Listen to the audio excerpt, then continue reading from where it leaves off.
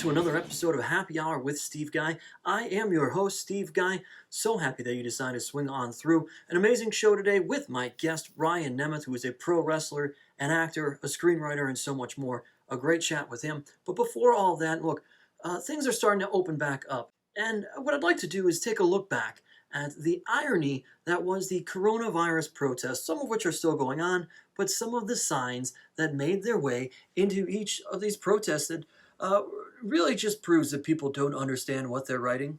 Let's talk about this one. It says, "Give me liberty or give me COVID-19." That's not really a choice.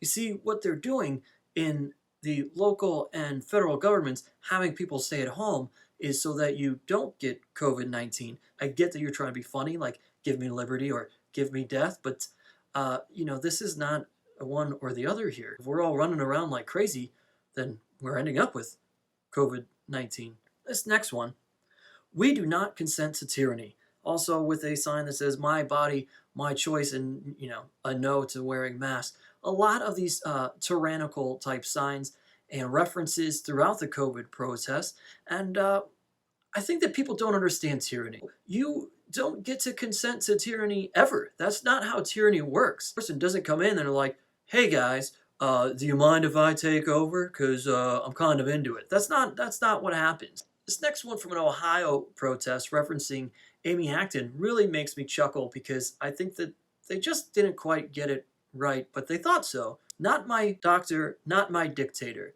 Now this implies that this person didn't choose Amy Acton to be a doctor, but then it also implies that you get to choose who your dictator is, like health insurance, where you get to choose a doctor and there's a network of people that you're able to choose from. And this person seems to think that this kind of plan exists and you could look at a list of dictators in your network and choose them. But that's not really how a dictatorship works, now is it? And then here's this final one that I'll show. "This is a dry run for communism."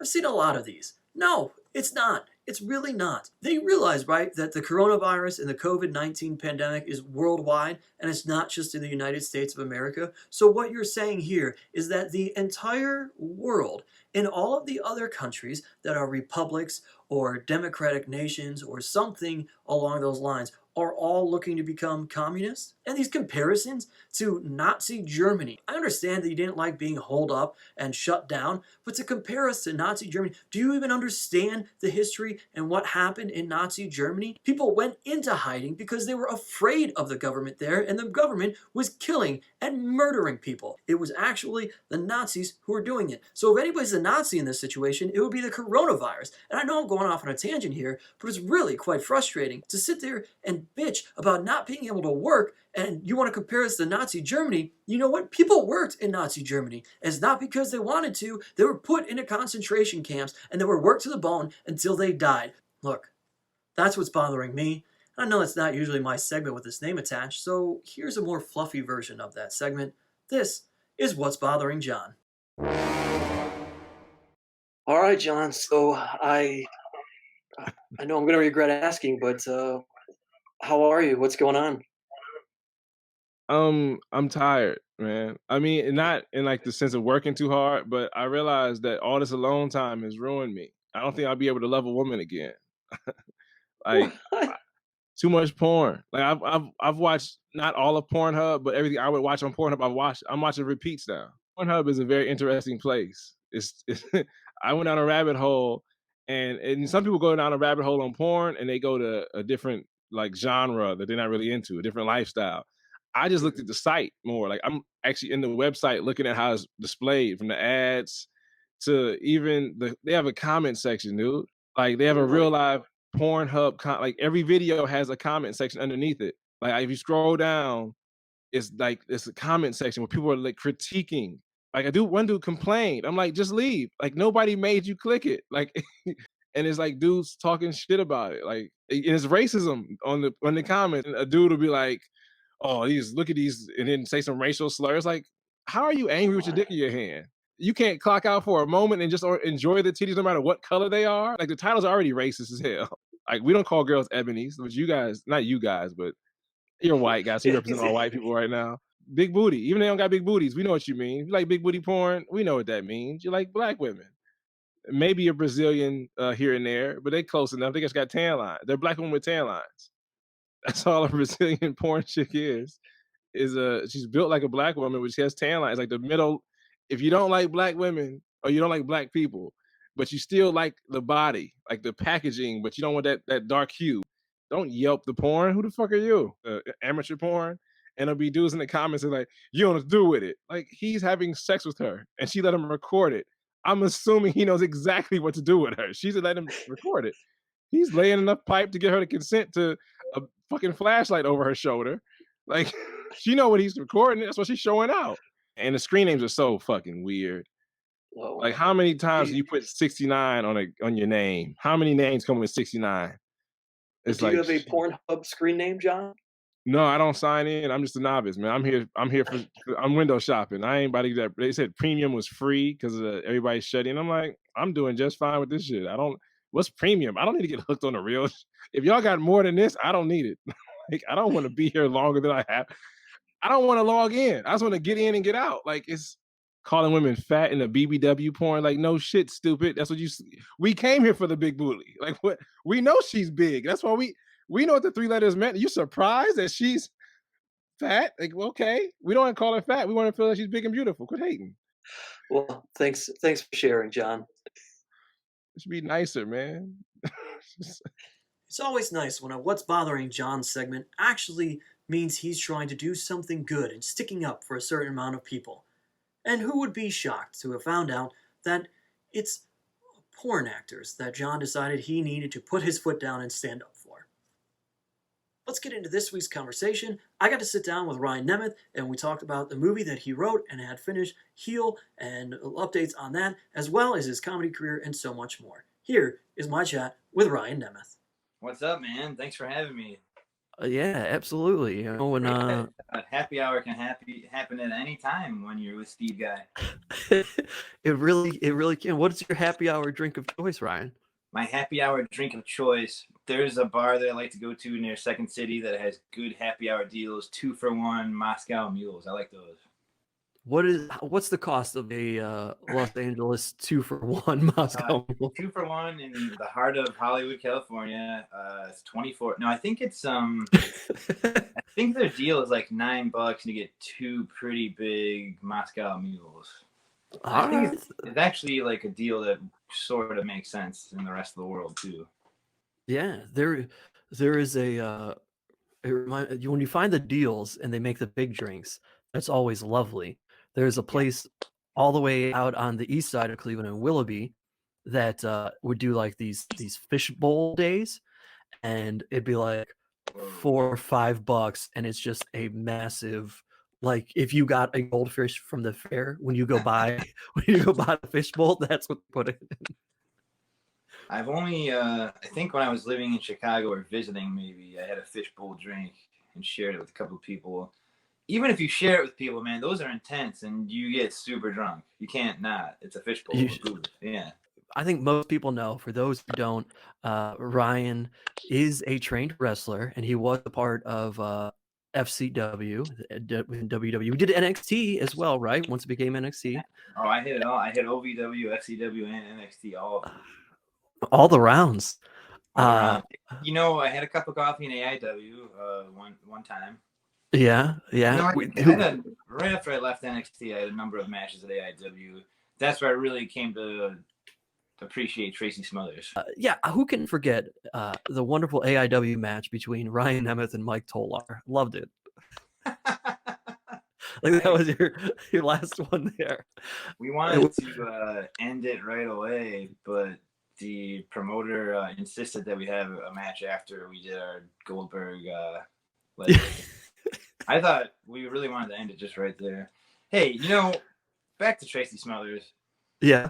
If you're a encyclopedia style fan of wrestling, which I'm not, I mean, I can't with any topic really remember all the details that people can. But you might look at Tracy Smothers and think, what's the best era or territory, or like, what do I know him most for? Currently, for me, and probably for the last 10 years, my answer would be AIW in Cleveland, which during this time with working with these WWE things, We talked about your drink of choice, but you're not drinking that right now. You are drinking something from a guy that I assume you met there, this Oh, big yeah. guy, Ryback. The big guy. Yeah. Ryback, when I first met Ryback, he was very injured. His leg was just mangled. Dude, he was so injured. I won't go into the details of that. You could easily look up. I'm sure it's well documented in many angry interviews with him. But yeah, he has started a pretty successful supplement line, and we've been great friends since I moved to Tampa. And I'm now a brand ambassador for Feed Me More Nutrition, and I have my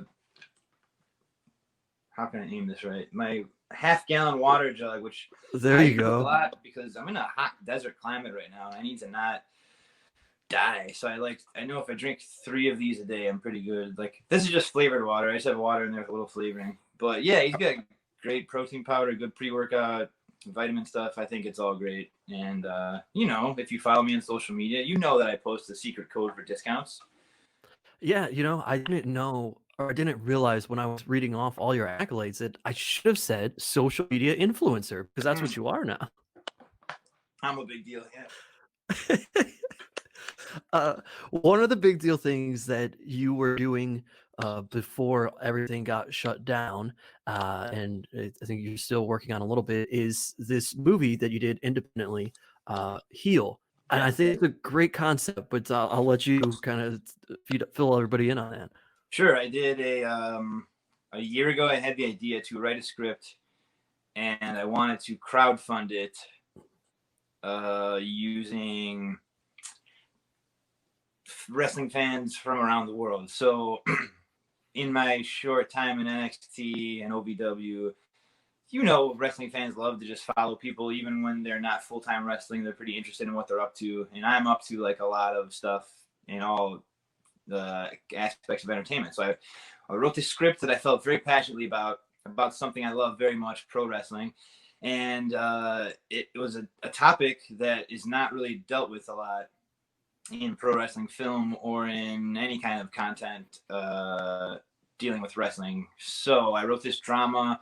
It's about sexual assault in pro wrestling. And so I launched a campaign on Seed and Spark, and we raised in 30 days almost $70,000 from wrestling fans around the world. And every day when people kept pledging, I kept just being more and more amazed that so many people wanted to see this story. I was always very open about what the story is about. It's not a comedy, you know, it's not a documentary, it's not a David Arquette style fun pro wrestling romp. It's very sensitive material, it's upsetting, but it really gives you a very realistic and sort of brutal look at like some bad stuff that goes on in that business. And it's also not Dark Side of the Ring. I love wrestling, so it's not taking down wrestling at all, but it is taking down some, you know, less than admirable people in the business. And super happy with how the crowdfund went.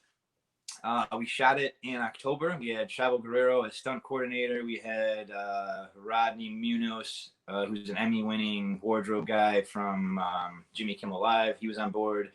Wow. Some really, really, really incredible like people involved in making this film, who all were very passionate about it. Who all probably wouldn't have just taken this kind of low-paying indie job, but they were very into the message. And we another big selling point to back this movie was that I pledged to have 80% of the people working in front of and behind the camera basically, to put it in very easy terms, not look like me, not be some white dude. So a lot of women, a lot of people of color. It's a very diverse cast and production team, and we shot it in about 3 days.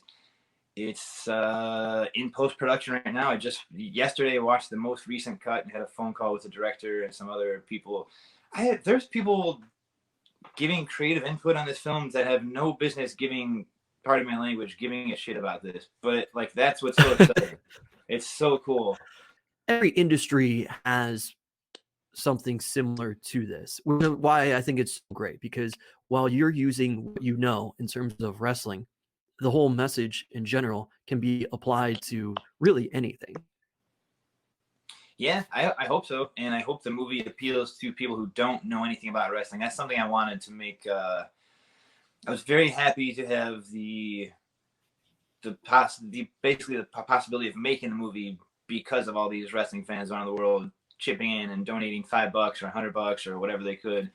But it's going to appeal more. It's going to appeal to more than wrestling fans, definitely. We'll lighten the mood here a little bit. Okay. Because one of the other things that you are involved in is the world of comedy. It's an endeavor that you've started. Well, how is my friend Todd handling this whole situation? It's rough because Todd was, although he was in his junior year, so his graduation isn't getting canceled yet. I mean, the seniors this year, can you believe that? In college, Yeah. they can't have their ceremony. Their families can't see them up on stage, no prom. So that's the thing Todd was most upset about. Is Todd was planning on being asked to go to prom by a senior girl. She had not formally asked him, but he was pretty sure she was going to. And now that's just not going to happen. I mean, I love the voicemails from Chloe. It's always great. Todd, if you've seen me do comedy live, there's a good chance you've met Todd. Yeah, he looks a lot like me, but he wears his varsity jacket. And he's so sad about Chloe, his ex-girlfriend. He writes poetry, tries to get her back. We have a good time. He's an easy character to relate to. We've all been there. Come on, give him a chance. Were you still doing more comedic stuff kind of around LA? I know that you were starting to travel a little bit and get out there, but mostly out there in LA though, right? Yeah, most of what I've been doing the last few years, comedy-wise, is in LA. So Second City and UCB and the Improv there, Comedy Store we did a show at. But it was cool the last year and a half to kind of do some shows around the country. We did the show in Vancouver too, in Canada. Yeah. We went touring with my older brother who... Oh yeah, your brother's in entertainment, right? Yeah, he's most famous as Kenny from the Spirit Squad. He was Kenny from the Spirit Squad. Yeah. Because we had to cancel so many dates, man. This coronavirus sucks. I know a lot of people like this thing, but I don't like it. We were working on a Cleveland date. We were going back and forth trying to figure that out. And I mean, everything shut down. Yeah. You know what's a bummer is including that Cleveland date and even some other wrestling things I was doing. I wrote them in my phone calendar. So every day when like those days come up, it'll go, today, show. And yep. Like, no, never mind. You guys did a show like literally right before everything got shut down last weekend, right? We had a show in Cape Girardeau, Missouri, which is a small town in Missouri. And so it was the week maybe when we think there's something bad going on, but we're a little bit not quite sure what it is, but we know we're supposed to wash our hands a lot. Like that was like the extent of my knowledge getting on this airplane. And as we're getting on the plane, like more and more news is coming out, and my brother and I are looking at each other like, we should be flying right now. This is bad. We should have canceled the show. But we didn't know. You just didn't quite. It was the week you just started hearing everything was starting to get canceled. Yeah. And so definitely we canceled every single thing after the show. But we went there, and for the meet and greet, we made a big announcement. Hey, everyone, just to be sure, let's not touch each other. We'll take pictures, but like no contact. And like we had hand sanitizer everywhere. And the club was really great about that. But so after Cape Girardeau show, everything else was canceled. We look forward to hopefully the world resuming. I don't know. It might not happen. I don't know what's happening, man. Do you? Yeah, I'm on the line constantly with the coronavirus task force. You're the head of the task force. Are you doing Zoom shows? A lot of people in LA are doing those Zoom shows. I have yet to watch or participate in one of them. I appreciate the effort that everybody's given to do those. Yeah, sure. But it's just that's a weird thing. I don't know. I can't do it.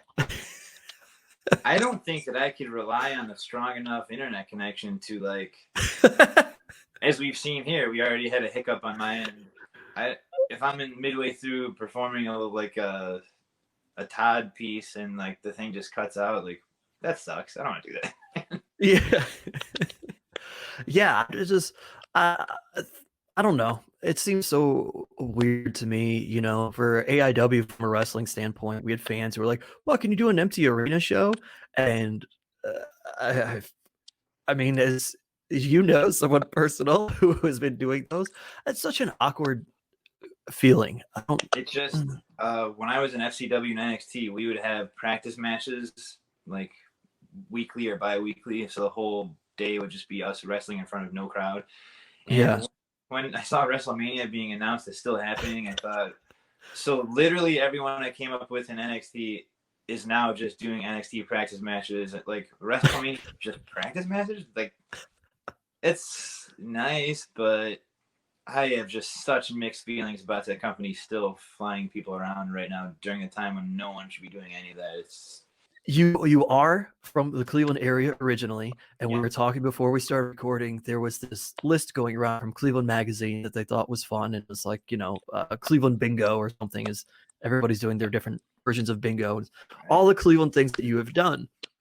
And you had done maybe one thing on the list because it's accurate, but uh, you felt that there were some really cool things left off of there. So, you know, mostly people who watch this are probably from Cleveland. What's Ryan Nemeth's favorite Cleveland stuff? I'll tell you things I love about Cleveland. Some of them you might find lame. I don't care. I'm just gonna name them, and not in any kind of order. I love that it has a gigantic lake that you could have so much fun on. And when you go to different cities around the country and you say, you know, we have one of the Great Lakes, they don't really comprehend how big that is. They think of their little pond and their camping trip, and they go, "Oh, a lake, so what?" And you're like, "No, man, it looks like the ocean. You're not looking at it like it's giant." I love the lake. I love that there's islands there. I love that there's actual beaches here. I love the metro parks. I think there's so many cool parts of just this giant forest wooded area during every season that you can enjoy. You can go tobogganing. You can go have a picnic. You could see deer all the time. We have a lot of museums that as a child growing up in Cleveland, we would do field trips to, and I've gone to them as adults. Cleveland, Ohio has an international film festival that is highly regarded around the world of cinema, and films from Cleveland International Film Festival have gone on to be nominated for Oscars and win Oscars. Like, that's huge. I interned for them when I was a senior in high school, and that's real cool. And like, the city is so big and expansive and has so many little pockets. I didn't know that there was a film festival until I started interning for them. While I was doing the internship, I was like, "What are we doing all this work for?" And they said, "We run a film festival. Did you not know that?" And I said, "Oh, it must be some small rinky-dink thing." It's not. It's gigantic, dude. I got a little comedy short in the 42nd festival, and I was so proud about that. And you know, that was like a really huge motivating thing for me, and that really helped fuel a lot of what I. The inner motivation and drive and enthusiasm to get Heel done, and I cannot wait to get Heel into the next film festival there. Cleveland rules, man. People, I don't know where this animosity towards Cleveland comes from, but it's completely unfounded. There are great cultural and natural gems here, and it's awesome. I love this place. I agree. What's the short that made it, and can people watch that anywhere? Yeah, you can watch it on YouTube. It's called Daddy's Boys. If you type in Daddy's Boys and Nemeth, that'll show up right away. It's a comedy short that I wrote and shot on almost no budget at all. My brother is in it, who you know from being Kerwin White's caddy on WWE Sunday Night Heat. But it's you'll like it. I think if you haven't watched it, check it out. It's called Daddy's Boys. It is on YouTube, and it's comedy. It's short, and yeah, I'm really happy with it. I just watched it the other day. It stands up. It holds up. All right, perfect. I think that's what we'll end it on. I think that's a good way to do it. Ryan Nemeth, thanks for joining me for Happy Hour, my man. Thank you for having me. This was very happy. The conversation with Ryan actually took place a couple of weeks ago.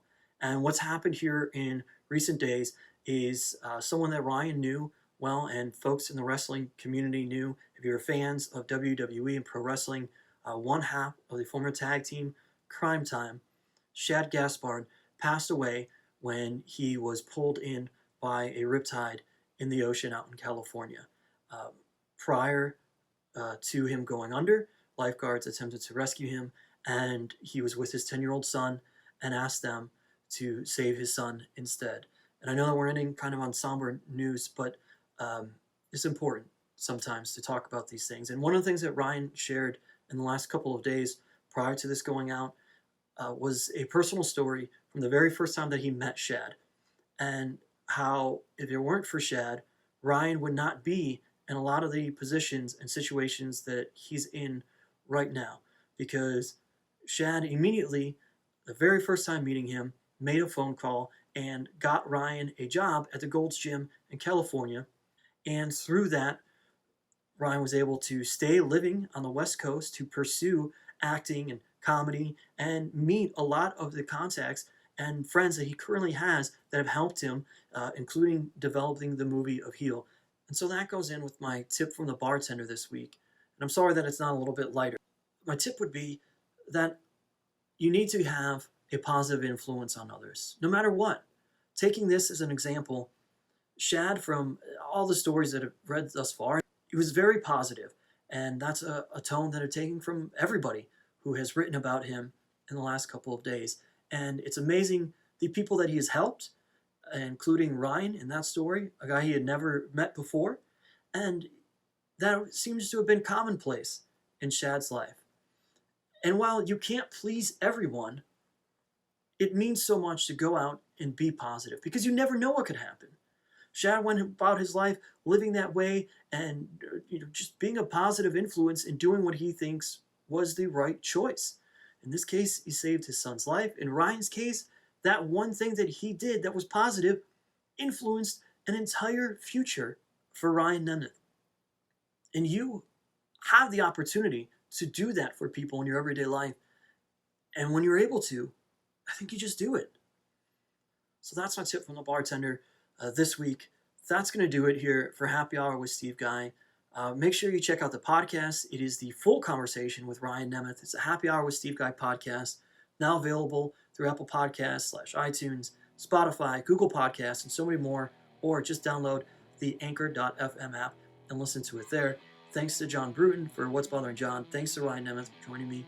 And folks, listen, be responsible, be safe out there, and be kind. Thanks for swinging by. Happy Hour with Steve Guy.